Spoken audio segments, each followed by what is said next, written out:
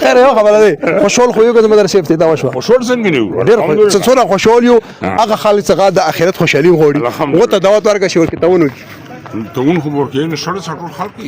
دیني کور ده د ګنو کور خو نه ده کنه دغه چې څوره وسر شي غمادات پکې چې به لږه وسر شي زمکه ولا چې زمکه کا چې ورکې سلو 500 وسر شي تون خو نه سړی کېږي ګوره دې ځکه زمکه وکړه شو هغه د پرزرنه د وګونې په کور دی چې کوم خل ویډیو پروګرام ګوري او چې کوم څوک دا پروګرام کسي هغه کوم نه منواسي غور شي وکي ان شاء الله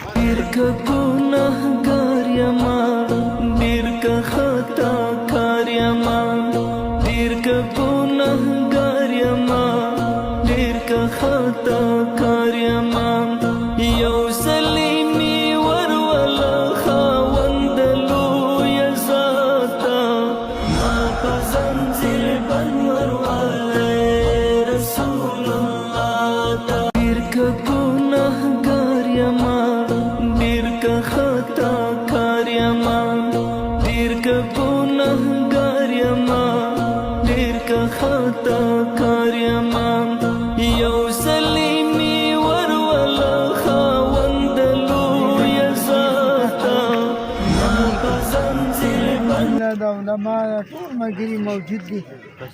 اوس الحمدلله مسجد کې 2 لکه مرګرو مختلفو مرګرو ومنلي او سلويش بره سیمټ ان شاء الله دا مسافرونه دا امید دا ټول مسلمانانو دې باندې 2.5 کروڑه نن سبا ګرنی دا خرچه بکیږي چې څوک څه شي مدد کول شي عام مسلمانانو موږ دین باندې په گاډه ده او کدی ته طالب سبق وایي بو ملکونو سیاده دي کای مدرسې فضلا کوم ملکونو کې پرته حرمینو پورې رسیدلی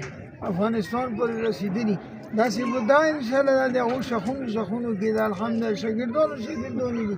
خدای دې قبول کړي یو دا ووت خدایا دا بنیادونه ته مسجد کې د تور زود پرې وګرځي موږ یې ته حفاظت وکړي او دا کله کومونه خفام وکړي دا ټول په دې ثواب کې شامل کړي دا ټول مسلمانانو د خزو نورو د ټول امت دې بر صدقه جاریه وګرځي الله دې متعصونه کړي خو اسنوال دې توپ نوش کې دې خبره توپ نوش کې زنی شاه جی سے بوئی چې هر عمل کې دا دوا کوي چې اسونه کې قبول کی حج کې زکای چې اسونه و به نه کې چې قبول نه وي फायदा به نه نو قبل اول عمل هغه چې اخلاص سره یې نه موټر د اخلاص نصیب بسم الله الرحمن الرحیم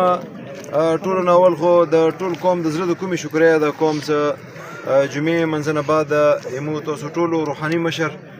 پیری طریق جناب حضرت مولانا محمد عباس صاحب دامت برکاتهم العالی هغوی نن تشریف هم راوړی ډېرې ښایسته او د پند او د نصیحت نه ډکې خبرې مو کړلې او د دوی د راتګ یا د قوم د راغونډېدلو بنیادي غرض او مقصد دی چې د مدرسې بنیاد کېږدولو شاه زمان صاحب او د هغې کورنۍ ته د الله تعالی جوړونه ور نصیب کړي هغوی دغه ځای وقف کړلو مدرسې دپاره دې ځای کې به انشاءالله باقاعده مدرسه هغه جوړېږي په مسجد کې هم بھرپور طریقې سره تعاون او چنده وشوله الله د هغې تعاونونه او چندې قبولې منظورې کړي او تاسو په توسط باندې پیر صاحب هم خبره وکړله موږ هم دغه درخواست ده د بلمینې قوم او د مسافرو د مقیمو بلکې چاته هم دغه اواز رسیږي دغه مدرسه جوړېږي دا مدرسې کې بھرپور طریقې سره تعاون وکړي بدني مالی لساني اتم معمولی غونې تعاون دا تو د لپاره صدقه جاریه ده که ته ژوندی که ته وفاتې که ته موجود یې که ته نه موجود چې په دې مدرسې کې څومره هم تعاون کېږي څومره هم خدمات کېږي څومره هم تلاوت کېږي څومره هم سبقونه ایله کېږي هغې کې پوره ته شریک یې نو موږ درخواست هم دا ده چې دې سره بھرپور طریقې سره تعاون هم وکړئ ولې صاحب هم خبره وکړله موږ د درخواست ده قوم ته هم ده او چاپېره څومره قومونه دي بلکې چا ته څه اواز رسېږي دې سره تعاون وکړئ انشاءالله دا به تاسو دپاره دنیا او آخرت کې ذریعه د نجات وي بلکې زه خو نه یم چې چا خپلوان وفات یې هغې ایصال ثواب دپاره هغوی ته د صدقې رسولو دپاره هغه په نیت باندې دې ځای کې تعاون وکړئ الله دې تاسو تعاونونه قبول منظور کړي علی رسول الحمدلله افتتاح وشوله د دوی متشزمون به اشفاق به د وکرینې کړه او کوم کړه ده ان شاء الله تعالی مو او مناسنا نورانو خځو دا پیل دا چې کې برپور شي غو خلو حساب وخلو او تقریبا لکه مو ته کوم غ خیال استیمیټ خیال تقریبا څه کام درو کړو تر رسیدي نو ټول او مناسنا مسلمانانو دا پیل دا د خیر کې مستحب تعاون وکړي